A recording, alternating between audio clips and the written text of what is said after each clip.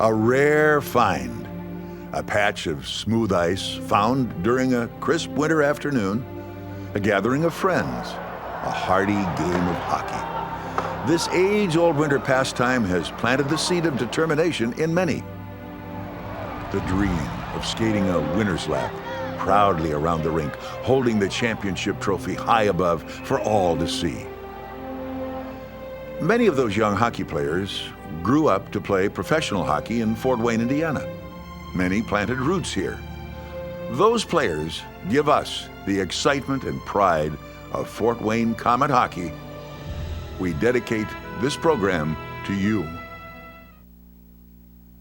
Komet Tales is made possible by grants from Alco Distributing and Budweiser. The Fort Wayne Komet story isn't just about a litany of scores and statistics. It's more. The rivalries, the rallying cries, the fights, the road trips, the victories and the losses. And no one can relive these memories better than the players who created them. The International Hockey League was started in 1945 with just 4 teams.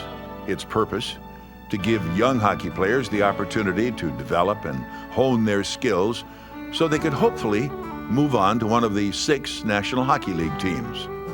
By the early 1950s, the IHL was considering expansion, and 3 area businessmen approached them about starting a hockey team in Fort Wayne.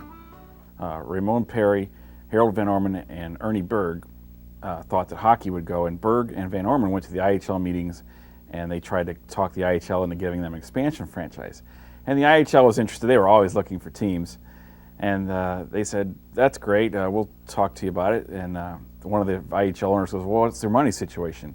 And Van Orman pulls out his wallet and slaps it down on the table. He says, you want to see our money now? There was only $11 in the wallet, and he later said that if they had actually wanted to see the money, they were dead. These new team owners, aware of the risk, somehow knew that Fort Wayne would support a new hockey team. To start, they came up with the idea of a free clinic and an open house to introduce the team and the sport to the city. They had a request for 14,000 tickets. The Coliseum Hall was 8,100. Fred Huber came down and gave the clinic on tripping and all, on ice sticking and holding and cross-checking. Then we had in their squad game. Well, actually the Komet name came from Ernie Berg. He wanted a name that suggested speed, excitement, and flash, and he wanted to go with Komets for that. But he also added the twist because his wife's name was Catherine and she went by K, that he added the K to the name instead of the C, and that's how that came about. There was no logo, no name on the back, just a number on the front. And the second year, I believe, we had brand new sweaters with the logo, and boy, we thought we were great. But no, that's all we had. Now the other teams had all logos and everything, but we're just starting up. We just had all this old equipment that they, well actually Chatham disbanded, I think that year, and or they bought their old equipment is what it was, and that's what we were using the first year here. So the second year we got all brand new stockings and new pants and sweaters, and boy, we were the king of the hill then. The self-appointed King of the Hill Komets made their mark with solid play and fierce competition, of course sparking a rivalry or two. I think Indy, because it was very competitive. They hated us down there, and I mean hated us. And when they came here, they were hated. And we had some pretty tough games against those guys. I'd have to say our rivals were Dayton and Toledo at that time. When I first broke in, Toledo was notorious for having a real thuggery of a hockey team. They had one line called Murderer's Row. You know, 3 guys that as soon as the puck was dropped, the gloves were off. Back then, the first thing you did was the 2 guys that are fighting, you let them go ahead and fight, or if it was uneven, you jumped in and took care of it, but everybody had to pair off and get somebody so they didn't interfere. When I got pushed, and I fought back, but the worst thing is I always end up fighting big guys, like John Bailey and guys from a couple of big guys from Toledo.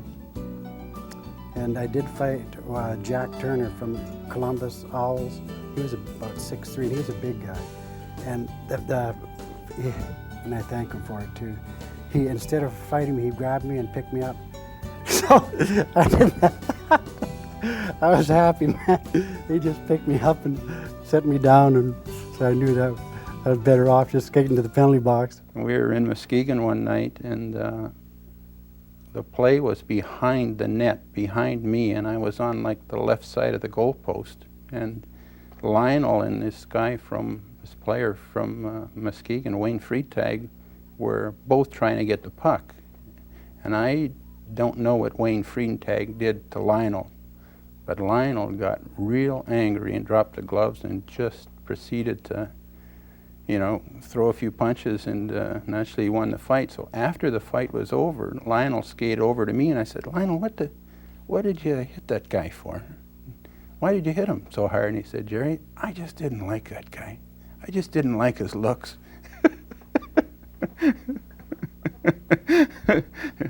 But in Fort Wayne, we had a few great ones. Obviously, Indy was, just because of the proximity.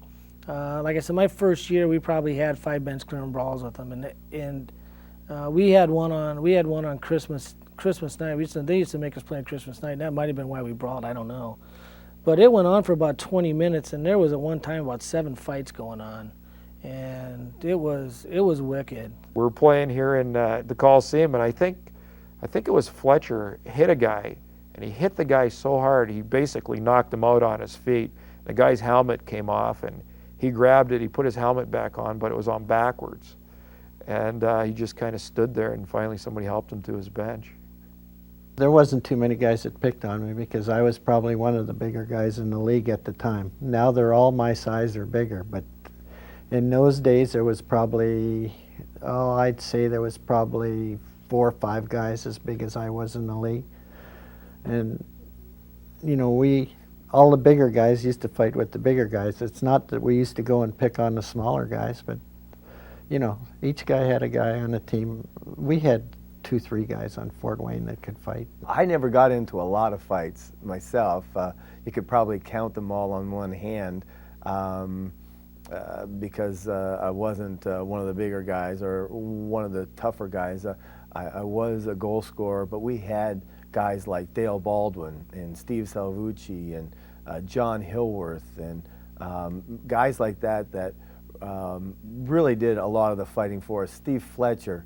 And each team had those guys, you know, and it was up to them to make sure that other guys weren't taking advantage of little guys like me. The only time I ever got into skirmishes was if a fight broke out and the benches cleared and they got into a bit of a brawl, the goalies would match up and everything like that. And most goalies, when it happened, would stand there and we'd talk, you know, about, gee, this is sort of stupid, isn't it? And on the other hand, some goalies get a little upset, and because I was a little smaller than a lot of them, they tried to drag me around the ice or pull me around, and sometimes I didn't like that, so that would get a bit of a shove and a push, and a couple of altercations started that way, but it was just a matter of, fortunately, nobody got hurt. You know, I'm so calm and mellow nowadays that I can't really even think what would set me off in the old days. But you know, if it might have not have even been something that happened that game. It might have been something that happened a month before. You know, if a guy cross-checked you or hit you with a stick or hit you dirty, you never forget. It took me 9 years to get one guy, but I got him after 9 years. With fighting comes injury, a small price to pay for victory. Checking, hooking, slashing, fighting, the game must go on. I got hit in the eye, right above the eye, and had a black eye. You know, the next day we got to play again, and I was closed shut. But they said, well, maybe you can play with one eye. I remember Art Stone was coaching. He says, oh, you know, look, try it out. And I wasn't even thinking about playing. But he said, try it out and warm up and see how you feel with not. And every game's a big game, you know, that type of thing. So I went and I warmed up, and I said, oh, I'll try it. So I'm playing, and I'll be done within 3 minutes, I think, I forget now. but I got a goal. I scored right away. We never wore helmets. The only time I think if somebody got injured in their head, and they, or something, and they would put a helmet on. But it's something we grew up with and didn't really never think anything about, wearing a helmet. But I can remember one day in practice, Eddie slapped the puck and I had my stick way out and boom, it hit me right in the eye. And I got 35 stitches in my eye. The next day we're heading out to Des Moines. And Ken says, well, do you want to play? I said, well, yeah, I'm going to go. I'm going to try and play, because I could hardly see out of my eye. So the trainer decided, well, he'd take a football helmet. So I wore a football helmet, and golly, we played Des Moines, and we got beat 3-2, and I scored 2 goals. So, it's just amazing sometimes how things happen. Back then, you only had 13 players on a hockey club compared to what they have today. I don't know what the Comets today carry. I'd say probably 22, 23 players. We didn't have a spare goaltender. The trainer was if the goaltender got hurt, we had to wait 10 or 15 minutes till the trainer got dressed with the pads and yeah, that's the way it was in those days. I remember the game that I got hit hard by Merv Dubchak, he played here eventually, but he was with Minneapolis, and we both turned. I turned to go into the bench, and he turned to head over to his bench, and we collided. And he wasn't watching, and I wasn't watching. Man, I hit the ice, and I actually crawled off the ice. Near the end of the first period, I went up to the blue line. It was on the right-hand side. I put my stick out, and the guy shot the puck. And I knew when it hit me, I wasn't cut. I knew I was ripped open. I have all my teeth. People ask me about my teeth. I have all my teeth. I've been lucky in that respect. Stitches underneath the eyes and the chin from pucks, fights, sticks. I mean, you name it. I had, speaking of guys who took stitches, Kevin Kaminski was a guy that I seen take more stitches than anybody I've ever played with. Are these tales of unimaginable pain the driving force behind the spirit of a Comet player? When losing seems inevitable, what keeps them skating? The focus has always been to play the best you can, injuries or not. This is the Comet culture. We were behind 6-1 against Muskegon. That was in the playoff. And a lot of people shut off their radio, they say, well, forget it, they'll be back here tomorrow. It's probably one of the greatest comebacks I can ever remember in playing. I tied the game at 6-6, and Eddie saved the goal from going in overtime, and then we had a face-off down in Muskegon zone. And I was a right winger, and Reggie was the centerman, and Roger was the left winger. But Ken used to have me take the draw because I was a right-hand draw, and I took the face-off down in Muskegon zone, and Roger was going to take the shot. Well, I got the draw back to him 3 times, and on the 3rd time it says, Roger, you got to put the puck in the net this time because this is it. And he finally did it the 3rd time, and I backhanded it in the net. It was going so slow you could read the label on it as it was going in. And the goaltender made a flip, and it went underneath him, and he just went over the line by 1 inch or 2, but it all counts. And at the end of the game, you could hear a pin drop. Everybody just walked out of there. It was the best comeback there ever was, and but that comes from being a team and being together and helping each other out, because you can't do anything by yourself. So we had the thing, remember Muskegon, and that was a kind of rallying cry years later.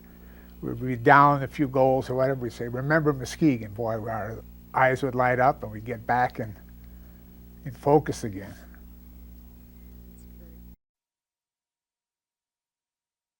The Muskegon tale not only serves as a rally cry, it's another ingredient of the Comet culture. Going out on the road, oh, what a bonding experience. We drove in station wagons and cars for quite a few years. And, that became old after a while. I remember one time we drove right from here to St. Paul and played that night in St. Paul. And I think Lenny Thornton and Lenny Ronson, we were in Thornton's station wagon, and we go through Chicago and we missed the turn to go to St. Paul. We started going towards Milwaukee. About an hour later, we find out we're lost. So stop and we start cutting across country roads, farm roads, and we got into the game. The guys were dressed up and going out on the ice, and I'm hurrying, trying to get my contacts on and going, and we won that game 1-0 that night. And we couldn't believe that we played a great game. Everybody did. We're driving up to St. Paul, and Ken was in the car with me, and 2 players in a little T-Bird, and we ran out of gas. It was late at night and dark, and probably 20 miles from St. Paul. And wow, what are we going to do? And all of a sudden, and I swear this is true, all of a sudden Ken gets up, gets out of the car stops, he jumps in, and away he goes. He doesn't do a thing about us. He doesn't go get gas, come back with it, just left, went to the hotel. We were probably about 3 hours later before we got somebody to stop and get gas for us. Lloyd Maxfield was playing for us at the time, and he happened to be driving Ken's car, and we were going to Minneapolis, St. Paul. Well, it was getting late, and we had intended to be in Minneapolis late at night, get up, do a skate in the morning, and play that next night. But Ken's car, suddenly the lights went out, and we were up in Wisconsin. And there was really nothing around that you could see, and we nursed the car, and it started to ka-chug, ka-chug, ka-chug, and it was getting worse. Finally we could see lights off in the distance. So Maxie says, well, we better go have a look. So which we did. We got off the highway. It was about maybe, a quarter of a mile off the road, and we come up to this one little bar. And that was the first sign of any life in the town. So Ken walked in and said, we got a little problem here, and we'd like to know, is there a garage, anybody around town that can fix a car? And the guy says, wow, nothing here tonight, you'll have to wait till tomorrow. And Ken says, well, wait a minute. So we explained that we had to be in Minneapolis and we had to play a hockey game. And the guy says, well, okay, just a minute. And he said, I'll tell you what. He makes a phone call, and he said, okay. I said, it's all taken care of, we'll get it for you. So he's got about 3 people in the bar, and he says, you might as well go down to this other place. They got some food down there, you guys can have something to eat.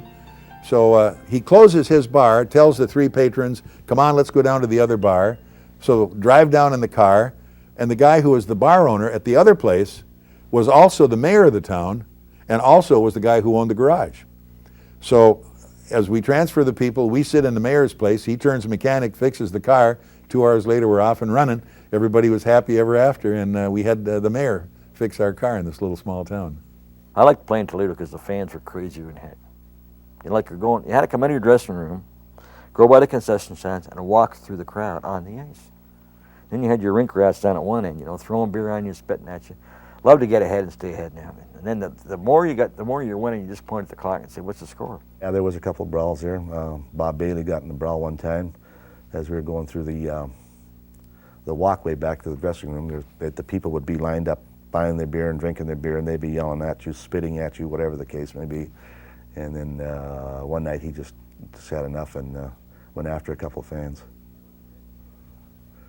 They'd even throw chairs on the ice. That's how bad they'd get in Toledo. Well, I think we always had a bit of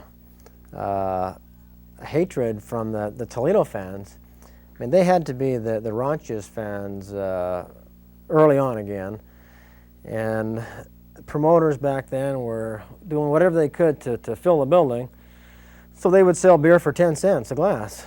So by the second period, half of them are in the bag and throwing beer on you. And so needless to say, we had a lot of confrontations.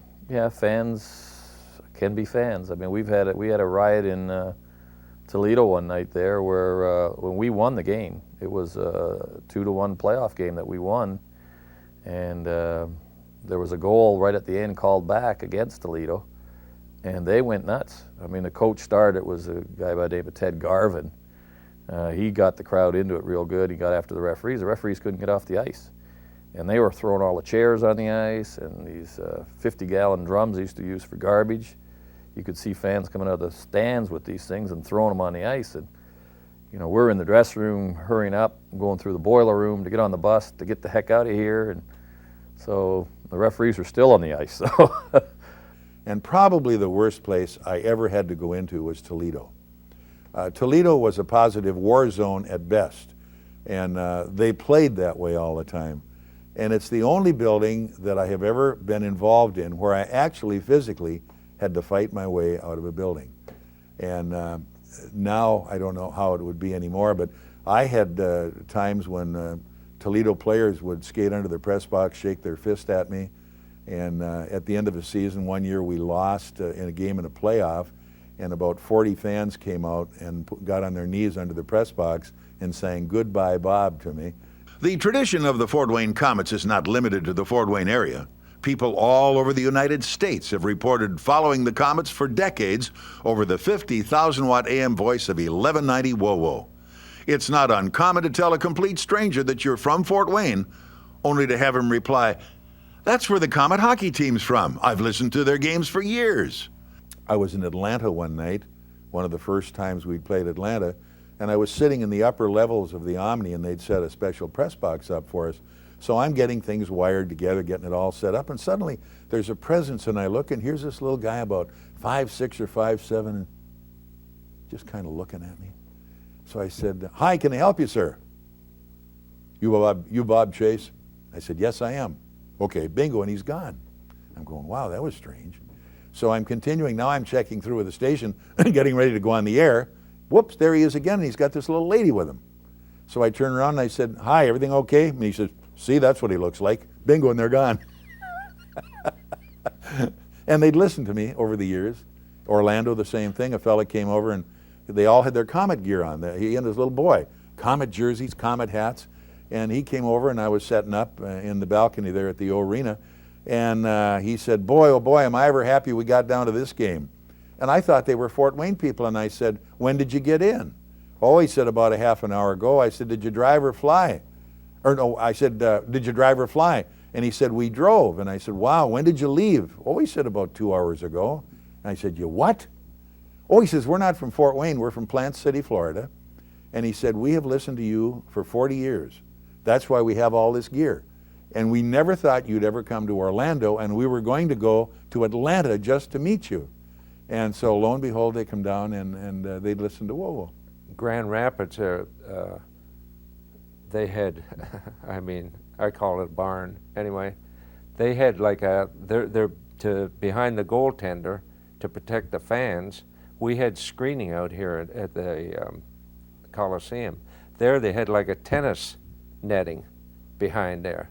And of course you got knocked into the boards, guys would be standing room only up there in Grand Rapids. They'd punch you right in the side of the head, like the beer bash you used to get in Toledo when you come off the ice. You never had to worry about shampoo because you always had enough beer in your hair that... Oh yeah.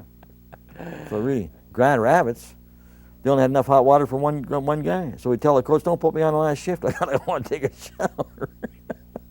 That was a standing joke in Grand Rapids that you'd be kind of watching the clock and you would not really try to get a penalty, but if it happened, you were hoping that it would be the last 2 minutes. If you were winning now, get a penalty the last 2 minutes, and then in those days, I guess they still do it, rather than just go to the penalty box if there's less than 2 minutes to go on the clock, they just send you to the room, you see. So this was great because you got that hot water all to yourself, and the other guys after the game became screaming there was no hot water left. The people in Minneapolis, St. Paul, very different, very knowledgeable in hockey, but my, what rivals, what rivals. Throw anything at you, bottles, bolts. I remember one night, in fact, in the playoffs, John Goodwin skated in front of me, which most players come out before the period starts and say, "Hey, come on, keep it tight, let's keep us in the game." And John came by, and the next thing you know, he's down in front of me, blood spurting out of the top of his head. And, you know, come out with the smelling salts, got him, and he said, "What'd you hit me for?" I said, "I've never hit you." And here somebody had thrown a bolt out of the stands and hit him right on top of the head and knocked him cold. And that's the part you don't like.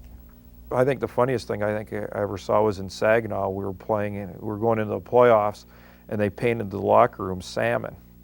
Salmon was supposed to be very tranquil and relaxing, and so I guess that's what they wanted to do to us. When we used to go play in Dayton and over the penalty box, there used to be this guy and his wife, and they used to call them the bell ringers, and they always had a bell. And I can remember one time one of our guys was in the penalty box, and they were ringing the bell, and the bell broke, and the thing come down and hit him on the head. Almost knocked him out. But I can remember going to Des Moines, and we got there, somebody got sick, and we ended up with 10 players. And that is a goaltender, 4 defensemen, and not even 5 forwards. 5 forwards, so, you know, somebody had to play double shift just about all the time. Guys like Bobby Rivard were playing defense, and everybody had to take their turn, you know, playing different positions. And it was the greatest games we ever had, I think, out there, because we beat them 3-2 and 2-1, and everybody was just exhausted after that 2-day road trip and 2 games back-to-back. But it was... those days you just loved to play, and you know, you just wanted to be on the ice all the time. When we stopped to use the restroom one time in Wisconsin, we were coming back from Minneapolis to St. Paul, and everybody went into the service station and used the washroom, and we came out and took off, and the bus was about 2-3 miles down the road, and they took a head count, and there was no Nellie. Nellie wasn't on the bus. There he was coming down the road, waving out the window. Somebody was bringing him down the highway, trying to catch up to the bus. George Hominick, he was our trainer, but he was also our goaltender in practice. But when he'd travel, he'd sit there with a postcard. We'd be traveling by bus and going out to Des Moines, and he'd be saying, "Oh, we're just flying over the Quad Cities now, and we'll be arriving probably in about 15 minutes." And he'd send it back to his girlfriend or friends in Cleveland. But it was that was weird. He'd also say, "Oh, we're just pulling up to the Hilton now," and shoot, we're just pulling up to a small hotel in Des Moines. So that was funny with George. He was always writing those postcards and letters. One night we were in Des Moines. It was a cold, cold night out, and Ken Elliott and I had gone out to have something to eat, and we're coming back to the hotel, and under the marquee, we stood there, and Lenny and somebody else were walking down the street, and we figured, well, you know, when they come over, we'll walk in together. So we were standing under the marquee, and Lionel was again one of those guys. And all of a sudden, out of nowhere, a great big splash on the sidewalk. Somebody about 6 floors up had thrown a bag of water down and missed Lionel, or whomever. So Ken jumps out real quick, and he starts counting up the floors because he saw the window go down. So he knows exactly where he's going. He says, "Come on, let's get this over with right away." So we go up 6th floor on the elevator. He counts over the rooms, knocks on the door, not a noise. He knocks on the door again, "Open up." Somebody says, "Just a minute, just a minute." So in just a minute, they open the door. Who opens the door? His son, Ronnie, who'd thrown the bag of water. All he could say was, "Oh, my son, the hockey player." And the reason they'd said just a minute, they had the door rigged up, and they let Ken come in. They'd hit him with a bucket of water and away in the door. I mean. We were on one of the road trips, and this is when Omaha was in the league. And we were so proud of this is the first time we had Blazers. And they were burgundy colored Blazers, and we just had a little crest, Comet crest on our lapel here in our pocket. And we all wore this very proudly all over. Well, Reggie Primo wore his, we all had ours on. We were in the lobby of this hotel, and this lady, elderly lady, came to him and gave him her car keys. He says, "Would you please park the car for me?" You know, thinking we did look. Then we started laughing because we did look like we were bellboys over there. Lionel was a competitor, really was. I have a funny story about Lionel. I had a defense when I came to town by the name of Emil Gillis, who wore contacts, Gary Young, who wore contacts, and Lionel, who wears contacts. Well, we played in Chatham, Ontario, and it was an old arena, and the snow was coming down through one of the skylights in the top of the building, and Lionel and Gary and Emil get together at the blue line, and they're discussing something.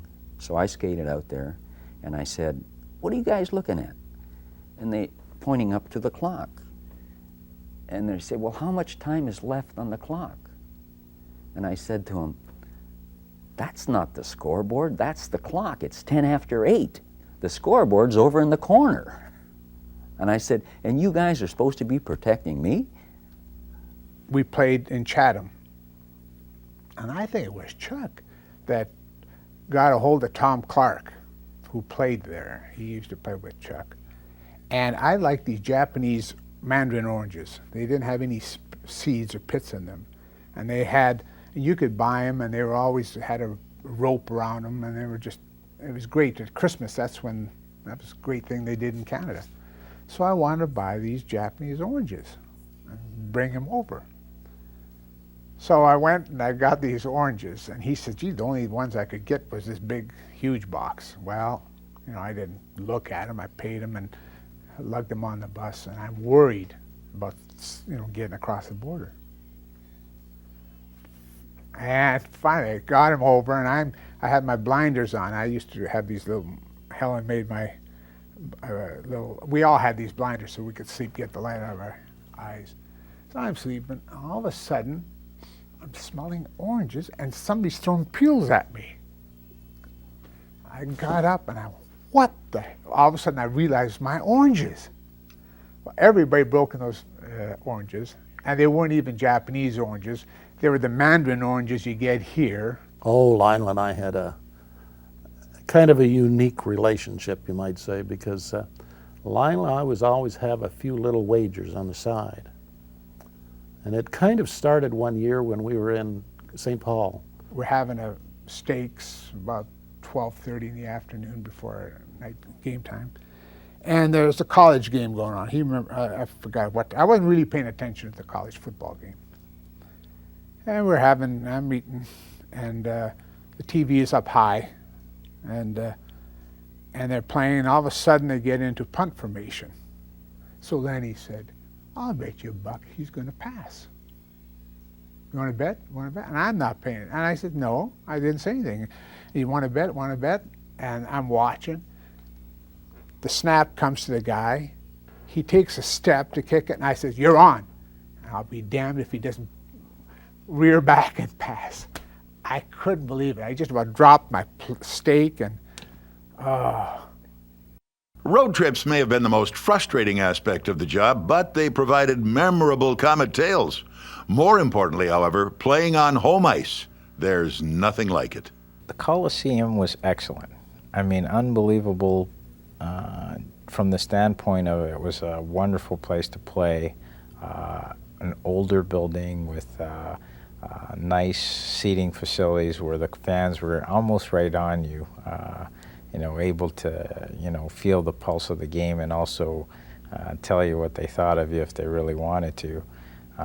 But it was a nice place to play. And some of the other cities I played in, some of the buildings were older, yet they didn't have the character, I think, that Memorial Coliseum had. And you can ask even players that I played against, you know, at the latter part of my career, and they would say by far this was one of the best places to play in the league. Crowd was noisy, and that helped. You know, that helped the team a lot. That helped the team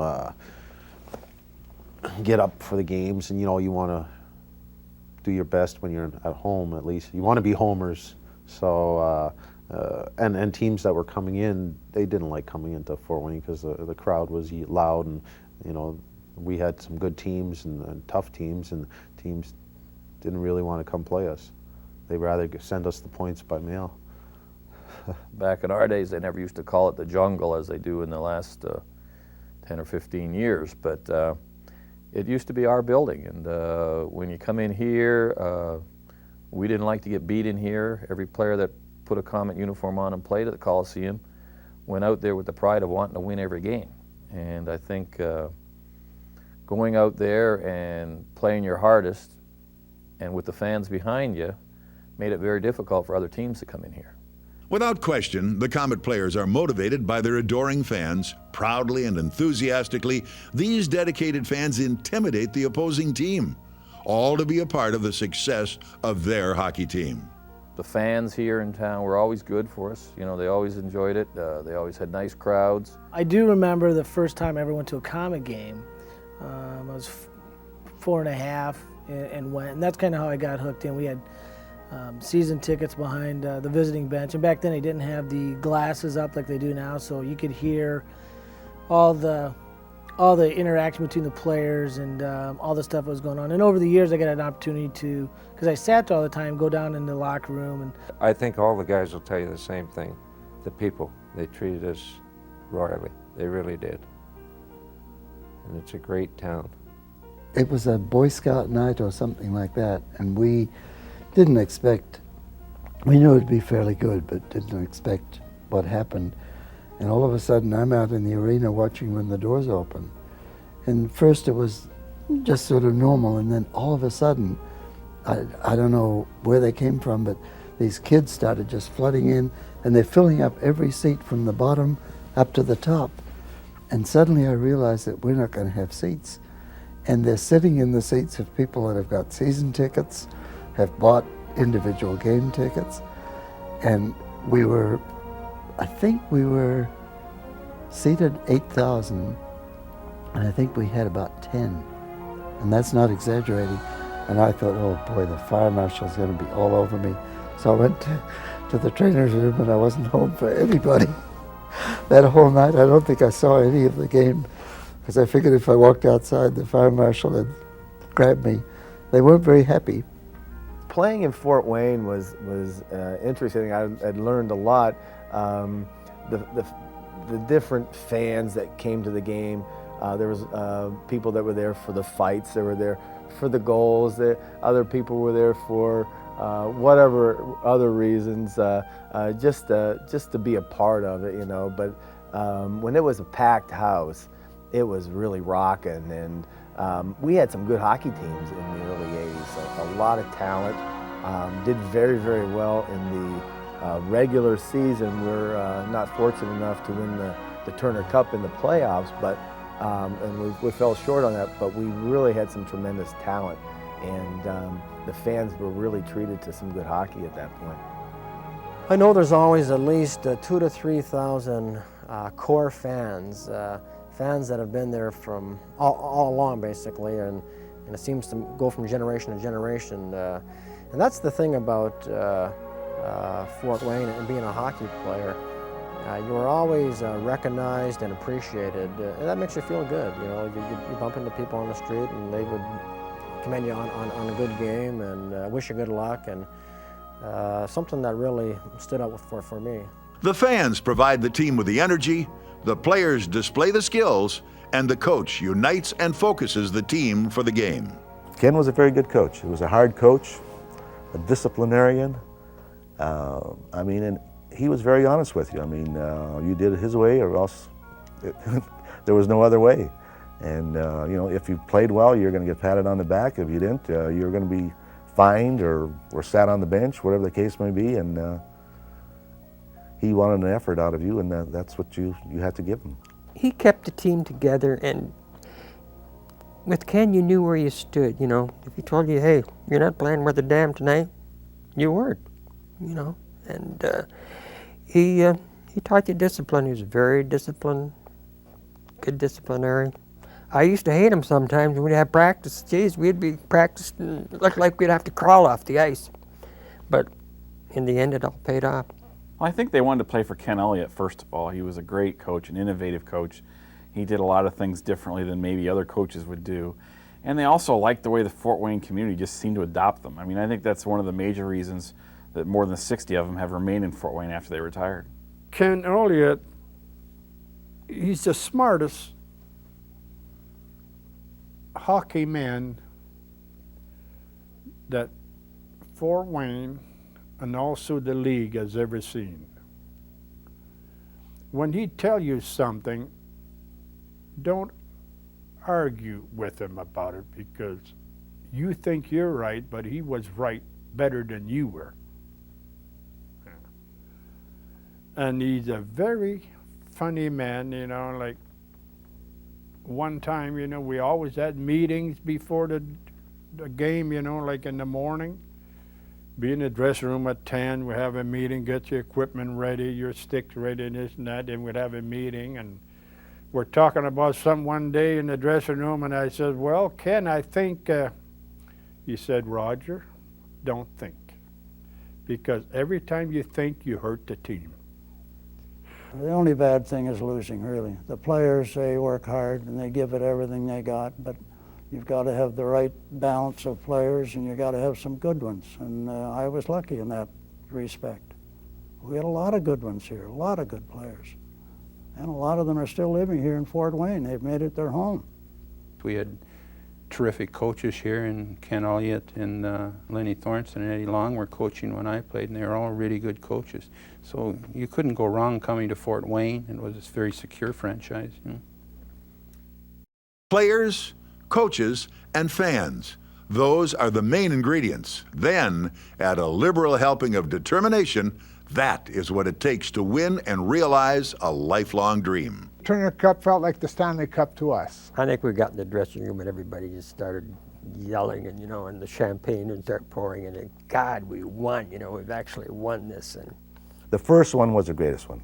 I would say that the first time we won the Turner Cup was the greatest. It was the best thrill I ever had because that was my only trophy that I ever helped to win in my life. When we were young, we were playing in a game or just shooting around the rink, and we'd say to ourselves, hey, or we'd holler, 10 seconds to go, Stanley Cup playoffs, final game. And then we'd go in and we'd score, and then we'd think that we'd won the Stanley Cup. So really, in essence, the Turner Cup, it was the same as the Stanley Cup to me. For somebody who has never had the opportunity, I think I appreciate it more now that I'm much older. And it's like going to the Memorial Cup in Canada. You don't appreciate the time spent. And I look back at it and I said, you only have this opportunity a limited time. And you turn around and you think, gee, my name's on that trophy twice. And it's pretty tough to get one of those trophies. And you don't realize sometimes that the beating you take to get there. But it's well worth it, it really is. It was nice winning the cup, because that's what it's all about. And hopefully from year to year you do it again. The start, 1990, our first year, was just a fantastic year. It was something more than we could have ever imagined, and it just ended in such a fantastic manner. We fell a couple games short, but we were able to take a team of, and they were called the Vagabond Boys, and it was a bunch of misfits, really, at the beginning of the year.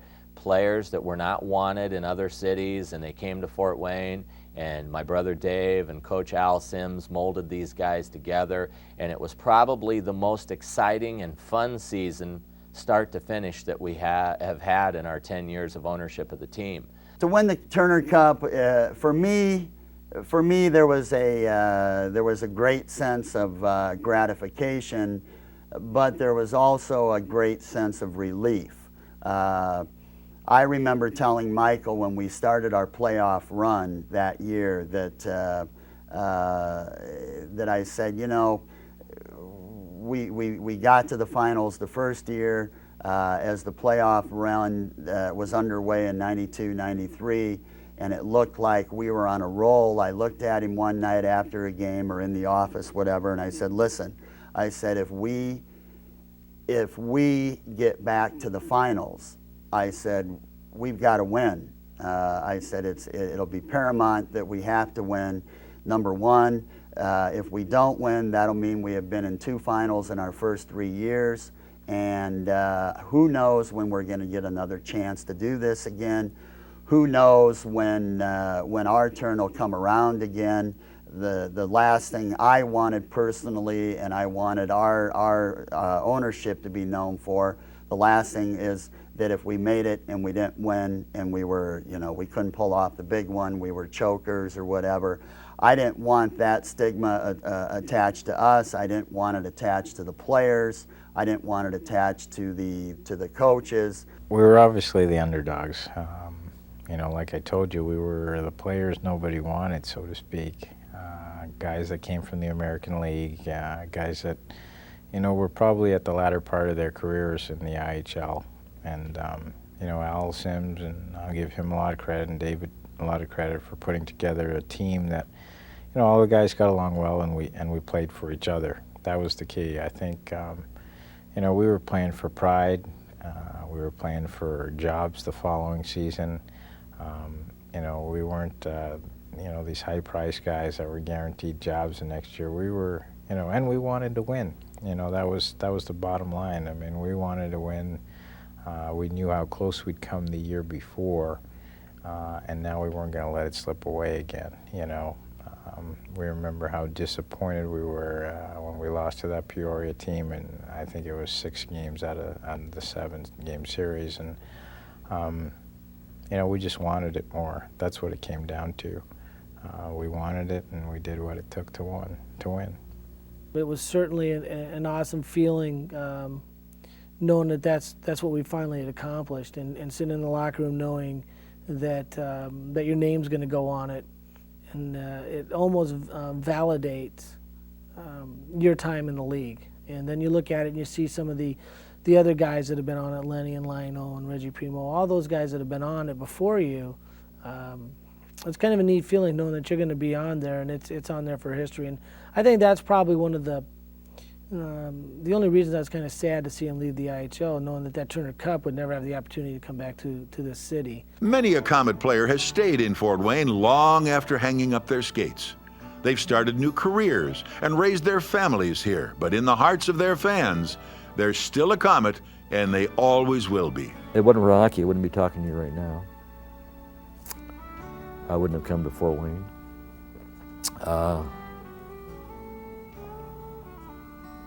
I wouldn't have seen a lot of things. And hockey has made my life what it is today. I ran into a lady about a year ago, and she said, "Are you Eddie Long?" I said, "Yes." She said, my husband and I would like to thank you for all the entertainment you gave us. So, see, these things you can't replace them with dollars. I didn't have near the career that a lot of them do here, but it told me that I was capable of playing, you know, at that level at the time, and very proud to be a Comet old-timer, and because we've done some good things for the city, and you know, and I think the fans appreciated the kind of play that they saw. So in the back of my mind, I think, you know, when you think of accomplishments in your life, you think of, yeah, I had the opportunity to play for the Comets, and I know around the league, a lot of them would like to play in Fort Wayne here, and that's not only now, but back when we played, it was a privilege to be traded or signed by Fort Wayne Comets. Oh, I'd do it exactly the same. I wouldn't hesitate a bit, you know, and because everything turned out, when you look back, just perfect, you know. Well, I enjoyed my time in Fort Wayne. I enjoyed playing there. I still live here, and enjoy the city, and you know, enjoy the people I know, and enjoy the fans that come out to the game and talk to the people, because they still recognize you, and we talk about different stories, and it's a good city. I mean, can't complain about Fort Wayne. My wife and I were grocery shopping the other day, and a man came up to me, and perfect to me, and he said, "Hello, George, how are you?" And I said, "Fine, how are you?" And we just, you know, you kind of make your way through this, and he said, "Well, I'll see you at the hockey season starts." And my wife said, "Who was that?" And I said, "I haven't got the slightest idea," until he said, "Well, I'll see you in the hockey season." But that happens quite often. You know, it's just wonderful to be remembered after all those years, because you know, it's unbelievable that people do remember you, and that they come up and still say hello. And when I'm out at an engagement, or if I'm doing something with the crowd, it's Ron Leaf, the hockey player, and I'll always be proud of being a Fort Wayne Comet. The greatest thing is just to realize not too many people had the opportunity we had. It was exciting because you knew that it was a first-class operation compared to where I was at. Like I'd played previously in Troy, like I said, and also Milwaukee. And they weren't. We had good teams there, but they weren't like Fort Wayne, where they were established and they were run like professionally. And that was a big difference. So I enjoyed coming here. And I'm proud of the fact that I played for the Fort Wayne Comets, that we won the Turner Cup. You know, it was a highlight of my career and probably a part of my life that I won't forget. And I really did feel fortunate to play, to be able to play here. I mean, you go. I think as you get older, I mean, I think you get a chance to reflect on on different things and how you make decisions. And who would have thought that when I came down here for 1 year, I'd have been here for 10 years, and get an opportunity to play so many games here and have so many great thrills and meet so many great friends. That, you know, I was truly fortunate to get that opportunity to do that, and you know, thank anybody that's ever supported, you know, myself or the Comets. It's just been it was a great ride. I'm proud of it. Really am. And I'm proud of the boys that played, the guys I played with. We were a family, you know, and it just, I wouldn't trade it for $1 million. It's our job to continue that, to keep it going, and to make Comet hockey a valuable asset of this community and something that people want to continue to come out and watch on Saturday nights in the middle of February or November. There is a real sense of responsibility owning the club and managing the club. It's very seldom that you see owners of a sports franchise that also manage the franchise on a day-to-day basis. You don't see it really at the professional level unless it's the Yankees and George Steinbrenner. It's really not commonplace to have owners also run the team, but I think that it's a unique situation for us. We've been able to pull it off. We're very hands-on oriented, and there will always be a strong responsibility to keep this franchise at the highest possible level in the community and on the ice, because that's what's expected, and that's the tradition of this hockey club. And you know, we're the keepers of the franchise now, and it's something that we enjoy. It's something that we honestly know what it's all about, and we work every day to make sure that we honor that heritage and that tradition. Over the years, hundreds of players have donned the orange and black uniform of the Comet Hockey Club. A few have even gone on to fulfill their dream in the National Hockey League. Most eventually retired from professional hockey and retreated into the anonymity of normal life, taking the occasional opportunity to relive a memory or tell a Comet tale. What began as a dream out on that favorite patch of ice has become a vital part of Fort Wayne's heritage. There is nothing like the hope of a championship being won by a hometown team to bring the community together and give us all reason to cheer. For all the wins and all the losses, near tragedies and trophies, we thank the dreamers and the heroes that have given us season after season of Fort Wayne Comet hockey.